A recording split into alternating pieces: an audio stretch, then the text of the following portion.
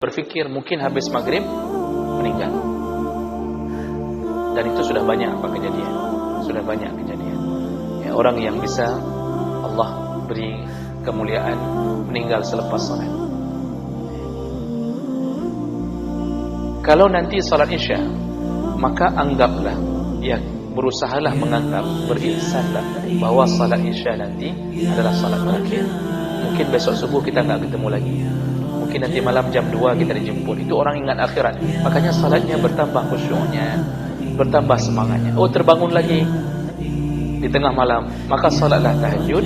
Ingatlah, mungkin lepas salat tahajud mungkin tidak bertemu subuh. Dibangunkan subuh, alhamdulillah, salatlah lagi, mungkin tidak bertemu zuhur. Itu membuat kita terus bersemangat. Duha semangat.